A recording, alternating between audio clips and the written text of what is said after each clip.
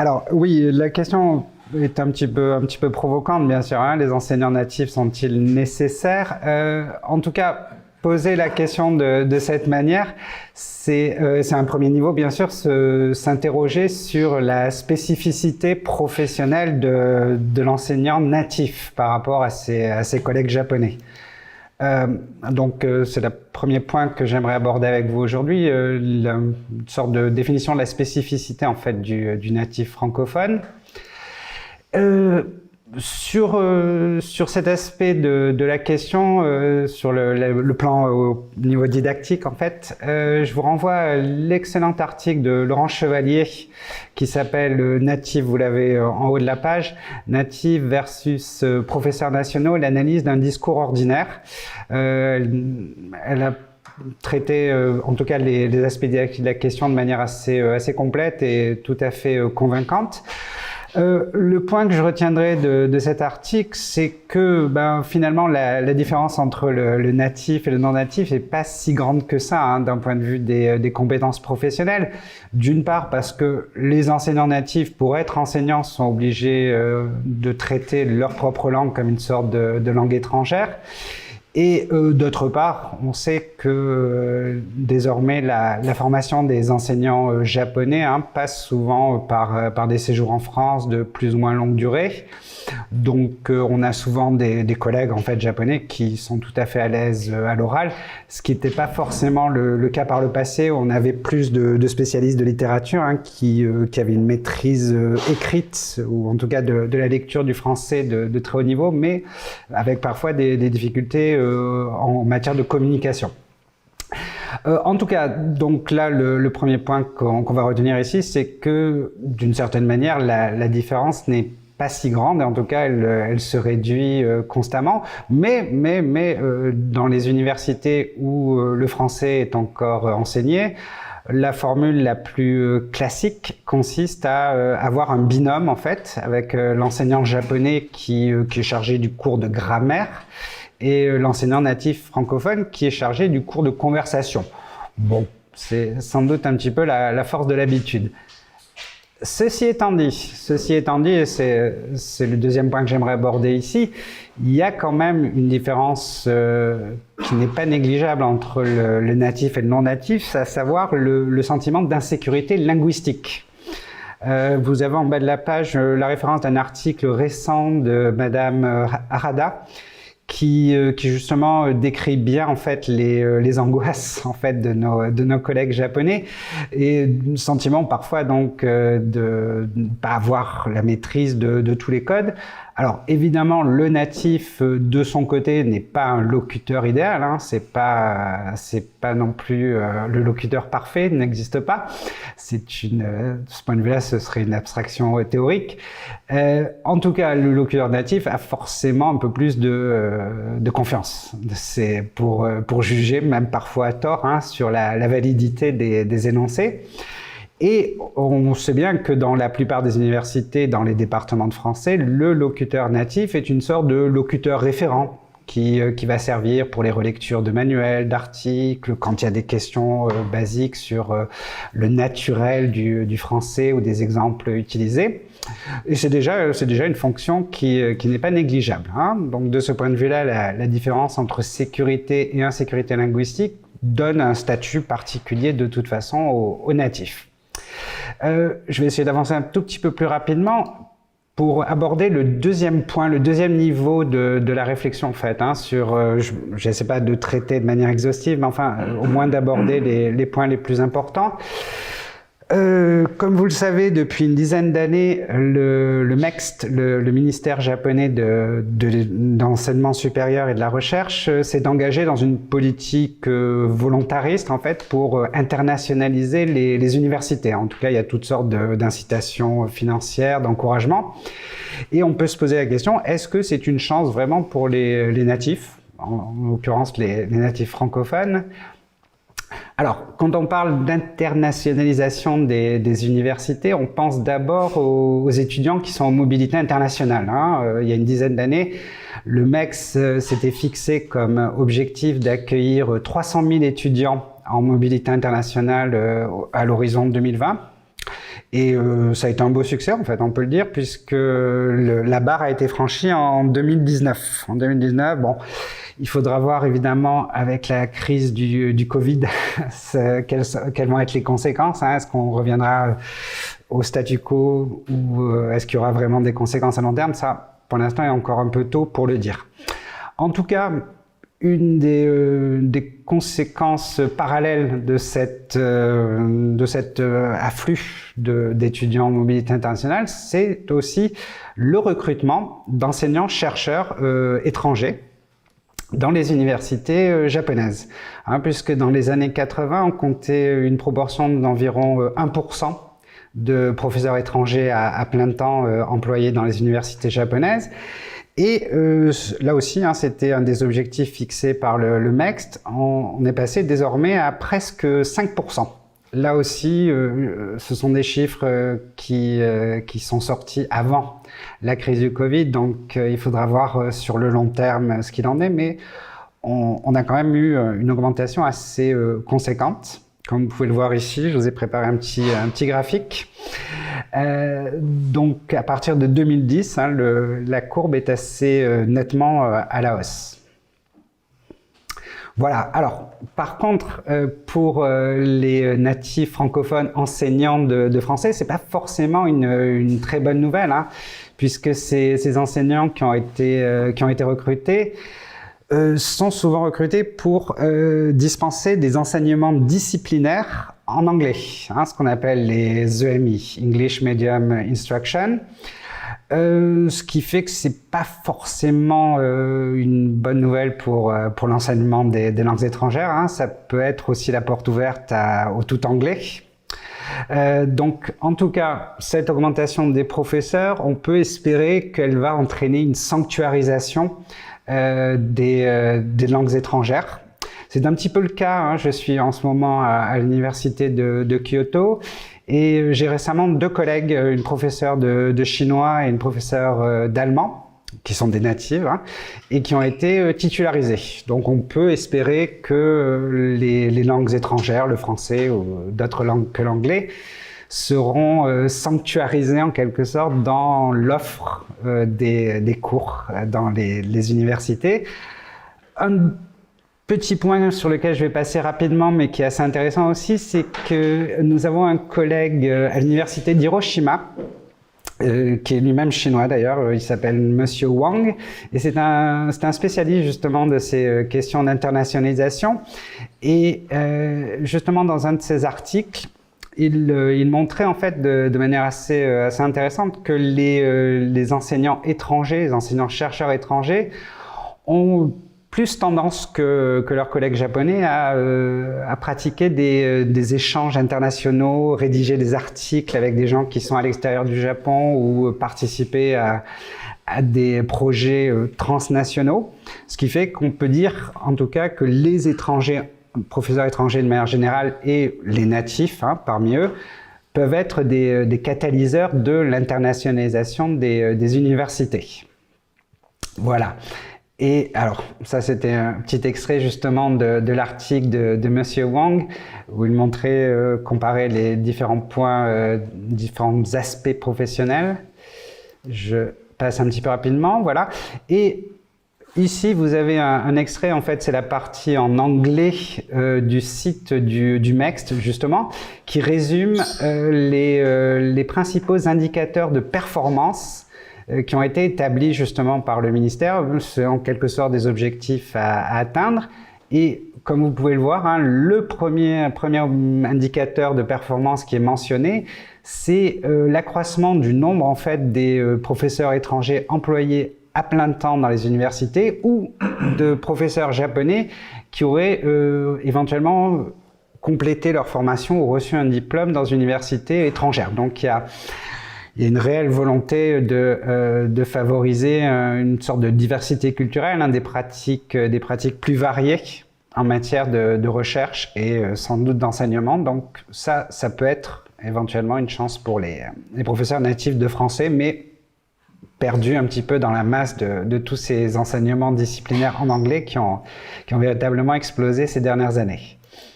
Voilà. Et alors, le troisième niveau que je vais aborder avec vous, c'est celui qui concerne en fait la mobilité de nos étudiants japonais, hein, pas les étudiants étrangers qui viennent étudier au Japon, mais la mobilité internationale des étudiants japonais qui, comme vous le savez, a tendance à, comment dirais-je, à rester bloqué, puisque les étudiants japonais sont parmi les moins mobiles hein, dans les différents pays de l'OCDE.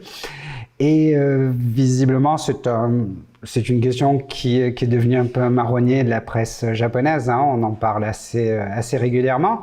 Mais c'est vrai que pour toutes sortes de raisons, nos étudiants ont moins tendance que par rapport à d'autres pays comparables hein, à étudier à l'étranger, tout simplement.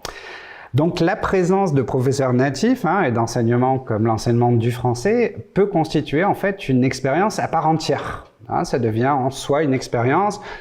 Quand vous avez un professeur natif, c'est pas juste du contenu hein, ou un savoir que vous transmettez, mais c'est un français ou un francophone, enfin un étranger en tout cas qui est dans la salle de classe. Et pour nos étudiants, je pense que ça fait une véritable différence. Hein, c'est une expérience à part entière. C'est vrai que parfois ça peut être un peu stressant pour eux parce que les pratiques ne sont pas les mêmes. Hein. Surtout, je pense que comme la plupart des natifs, nous essayons d'inciter nos étudiants à parler, par exemple, à s'exprimer autant que possible, ce qui est déjà en soi pour eux un petit choc culturel. Hein. Donc c'est déjà en soi une expérience. Donc de ce point de vue-là, je pense que le fait d'avoir un professeur natif français ou francophone peut être véritablement un atout et provoquer chez nos étudiants hein, une prise de conscience interculturelle. Ce que j'ai appelé créer du possible. Et alors le dernier point que j'aimerais aborder ici, c'est plus spécifiquement lié au français, hein, puisque après tout, on peut imaginer une offre de langue étrangère illimitée. Pourquoi le français plutôt qu'une autre? Tout simplement, à mon avis, parce que le français, la langue française, cette particularité au Japon d'être à la fois exotique et familier. Hein. Je vous renvoie pour ça à l'article de Tachibana Sensei hein, sur le français et la formation à la société japonaise, où il explique bien justement que le français est devenu une sorte d'art de vivre. Hein. C'est vraiment infusé dans la manière d'être moderne, en fait. C'est infusé dans la société japonaise elle-même. Donc, de ce point de vue-là, il y a une valeur patrimoniale du français au Japon. Hein. Ça fait partie de la culture japonaise et de l'histoire du Japon, en tout cas de sa modernité. Donc cet aspect patrimonial est loin d'être négligeable, hein. Ça crée une sorte de familiarité déjà pour nos étudiants. Il y a bien sûr une valeur comparative. Hein, en tout cas, entre la France et le Japon, incontestablement, il y a à la fois des similitudes et des différences qui rendent l'exercice intéressant.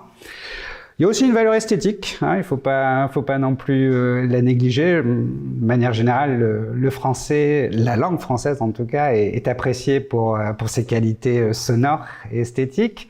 Et il y a aussi une valeur de distinction, hein, au sens de Bourdieu. C'est vrai que apprendre le français, ça fait chic. Quand on y arrive, en tout cas. Voilà.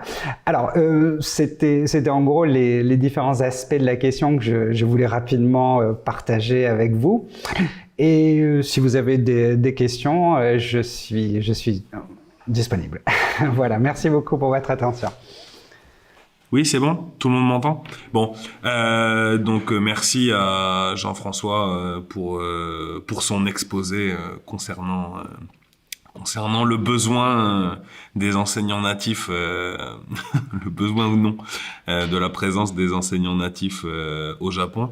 Donc le titre, comme Jean-François l'a dit, est assez provocateur. Merci. Si on répond non, ça veut dire que on perd notre travail. Donc c'est une question assez compliquée à répondre. Donc un peu plus qu'une question, c'est aussi un constat. À titre personnel, je travaille sur les TIS, sur les technologies de l'information et de la communication, et j'ai dernièrement essayé de voir s'il y avait des différences de compétences numériques entre les professeurs natifs et les professeurs non natifs, par exemple. Ça reste très homogène aussi. Donc on revient à ce que Laurence Chevalier a écrit en 2012. Il n'y a pas de différence. Je pense pas qu'il y ait de différence,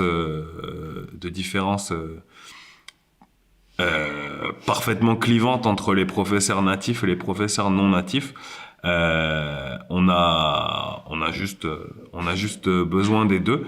Il y a donc une question simplement, si je dois résumer donc mon commentaire en une question. Souvent les professeurs natifs enseignants au Japon ont le sentiment Oki Sensei en a parlé tout à l'heure, Jean-François en a parlé tout à l'heure aussi. Mais les professeurs japonais on leur demande de s'occuper des cours de grammaire, et les professeurs natifs, on leur demande très souvent de s'occuper en majeure partie des cours de conversation ou de communication. Et dans certaines études qui ont été publiées ces 4-5 dernières années, on voit que les professeurs natifs parfois en ont un peu assez d'être considérés comme les trublions, les gens qui sont là pour rendre le cours amusant, en gros. Le côté strict, le côté grammaire est souvent tenu par les professeurs non natifs, et le côté communication et le côté joie de vivre et cours haut en couleur est souvent tenu par les professeurs natifs. Et c'est parfois une pression, c'est parfois compliqué pour les professeurs natifs. Donc j'aurais juste voulu avoir l'avis de Jean-François à ce sujet. Est-ce que tu penses que c'est stressant d'être un professeur natif au sens où on est très souvent, on nous demande très souvent d'avoir à amuser la galerie dans les cours de conversation, et on attend moins de nous par exemple tu vois ce que je veux dire? Oui, je comprends très bien. Non, à titre personnel, moi, ça m'a jamais dérangé, hein. C'est vrai que c'est finalement quelque chose qu'on assimile assez rapidement quand on commence à travailler au Japon. Alors après, c'est une question d'équilibre personnel, hein. Il ne s'agit pas non plus de faire le pitre pendant 2 heures, mais comme je disais dans ma présentation, c'est vrai que pour les étudiants, ça devient une expérience en soi, hein, d'être avec justement un professeur natif. Alors après, il faut savoir fixer des limites claires, hein. Effectivement, on n'est pas là juste pour amuser la galerie, comme tu dis. Mais je pense que oui, c'est intéressant pour eux, et le fait qu'on soit amené à rendre vivant notre cours le plus vivant possible, en fait, ça peut être intéressant d'un point de vue professionnel aussi. Moi, je sais que ça m'a obligé à penser différemment, complètement différemment ma pratique, hein. J'avais travaillé en lycée, par exemple, hein. C'est vrai que j'ai complètement changé d'approche dans mon enseignement. T'as coupé mon micro? Ah.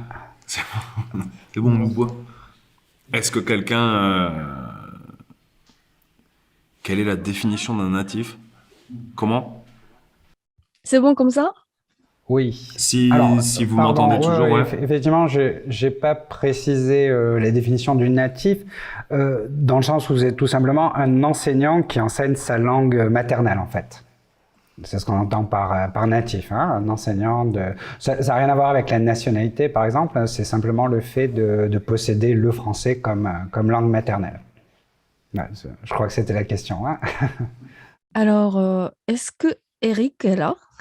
Non, Eric est désolé, mais il n'est pas là. Donc, il n'est pas là. Il n'est pas là. Donc, si vous voulez que je repose une question, ce sera avec grand plaisir. Ça coupe court à la conversation. Voilà. Alors, la discussion est finie maintenant?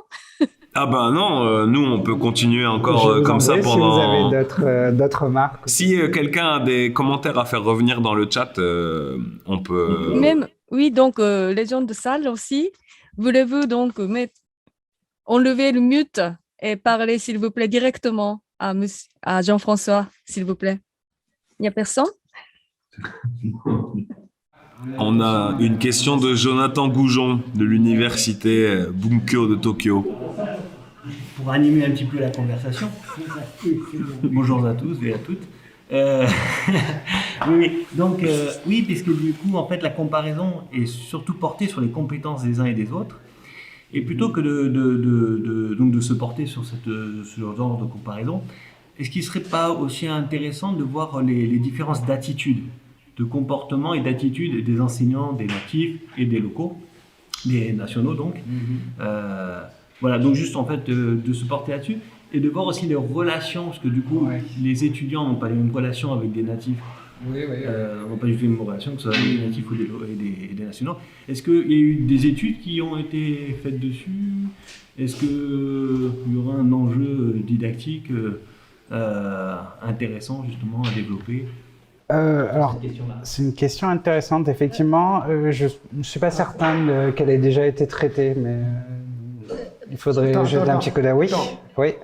D'accord. Bah, c'est pas le micro, justement, c'est peut-être mieux de le faire là. Mais... Bah, vous m'entendez toujours? Je peux répéter sa question, hein, si vous m'entendez. Non, la question de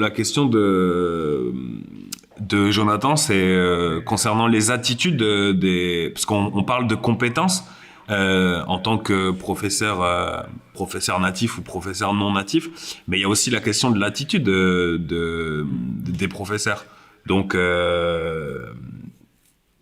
qu'est-ce que tu en penses? Alors, sur la question de l'attitude, vraiment, il me semble pas que ça a été directement traité, hein, de manière un petit peu indirecte. Par exemple, les articles d'Emmanuel Entier sur l'éthique professionnelle des enseignants natifs, justement, au Japon, abordent, mais de manière un peu indirecte, hein, ces questions. Et du point de vue de la méthode ou des approches méthodologiques, il y a les articles d'autres articles de Laurent Chevalier, justement, ou de Marie-Françoise Pingier, qui a écrit des articles très intéressants, justement, sur les approches alternatives qui seraient plutôt, on va dire, pratiquées par les natifs, qui seraient a priori un peu plus ouverts, mais je ne veux pas trop m'avancer dans les généralisations, qui seraient peut-être un petit peu plus ouverts sur les innovations pédagogiques, on va dire. Mais ça reste à prouver. Mais là encore, oui. On reviendrait en fait sur la performance des uns et des autres. Oui. Sur les compétences, et vachement relationnelles. Non, c'est bon, je vais répéter. Ouais, c'est vrai qu'on reste, on reste à parler des compétences des uns et des autres. Donc, juste pour rajouter ma pierre à l'édifice, en 2018, pendant les rencontres pédagogiques du Kansai avec Sylvain Adami de l'université Aoyama Gakuin, on a traité des représentations que se font les étudiants japonais de leurs enseignants, des enseignants natifs et des enseignants non natifs. Donc on a fait cette comparaison-là en 2018, donc 2 ans avant le début de la crise de la Covid, et on voit ce que j'ai dit tout à l'heure dans ma question, c'est que pour les professeurs non natifs, on attend d'eux des explications sur la grammaire parce que la grammaire est difficile, c'est les étudiants japonais qui le disent, pour les professeurs natifs, on attend d'eux d'un cours vivant et on attend de s'amuser dans le cours. C'était les choses qui revenaient. Pour les représentations, pour les adjectifs qui étaient utilisés pour parler des professeurs non natifs, on avait sérieux, soigneux, intelligent et littéraire qui revenaient beaucoup, et comparé à ça, pour les professeurs natifs, on avait amusant, passionné, sympathique et amical, par exemple. Donc c'était une autre façon de traiter.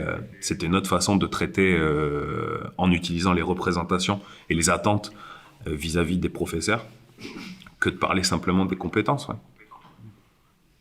Mais c'était un faible panel non représentatif. C'était simplement un essai pour nous, un pilote, pour voir ce que pensaient les étudiants japonais de leurs professeurs français, en fonction qu'ils soient natifs ou non natifs, quoi. Donc il faudrait le refaire, c'est vrai.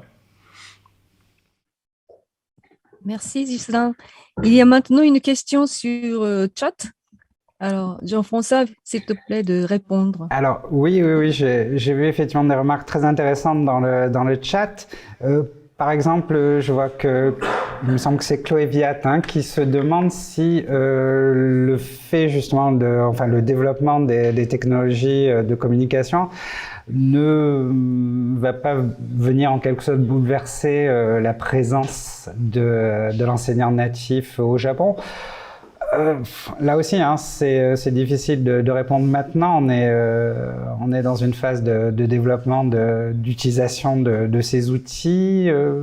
Tous les professeurs sont pas déjà passés à 100% au numérique. Et encore, on a vu pendant la crise du Covid justement qu'il y avait encore pas mal de réticences et beaucoup de gens qui ont été obligés de s'y mettre un peu malgré eux, parce qu'il n'y avait pas de choix. Après, mon sentiment personnel, c'est que les deux expériences peuvent être complémentaires. Il y aura certainement encore de la place pour des natifs sur place. Il y a une dimension physique et émotionnelle qu'on a du mal à retrouver par le biais du numérique.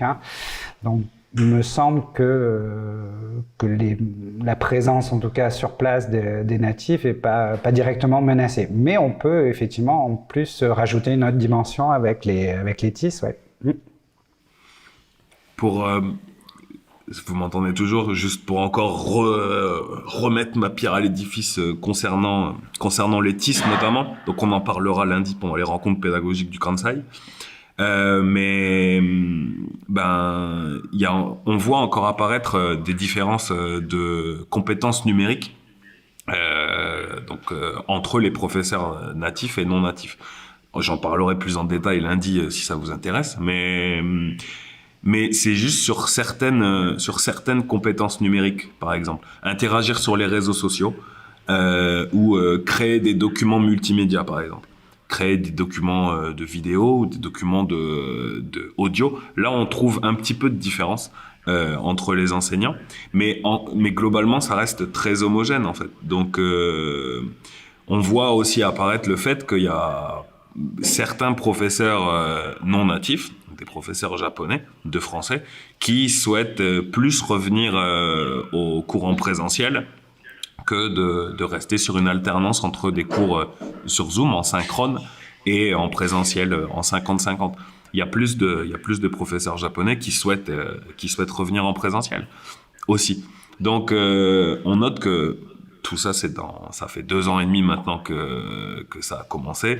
Les choses évoluent, donc les types de cours évoluent, les pratiques évoluent, mais je pense qu'on a, comme Jean-François l'a dit, on a toujours besoin des professeurs natifs pour la dimension émotionnelle aussi, et pour cette dimension de maîtrise des TIS et des cours de conversation qu'on a parfois à donner toujours en ligne et qu'on aura toujours parfois à donner en ligne, même si c'est pas 100% en ligne en synchrone comme c'était le cas beaucoup l'année dernière, qui maintenant est beaucoup revenu en présentiel, mais il y a aussi cette dimension-là qu'il faut pas oublier, c'est vrai. Ouais. Merci beaucoup. Et il y a un commentaire aussi. Est-ce que vous avez des commentaires là-dessus?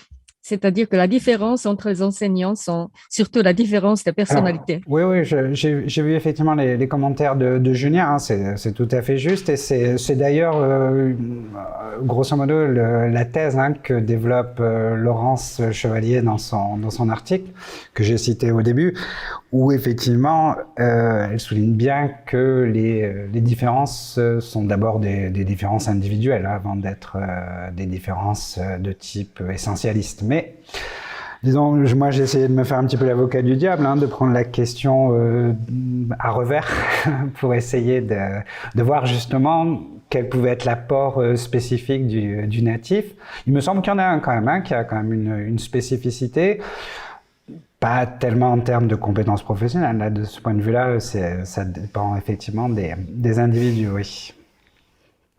Et Julien aussi souligne que ça dépend aussi des demandes de l'institution.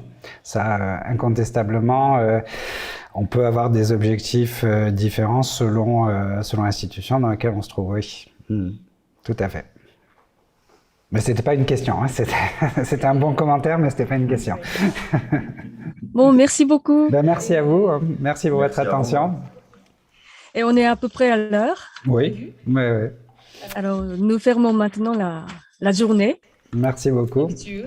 Merci beaucoup tout le monde, à tout le monde. Au revoir. Au revoir.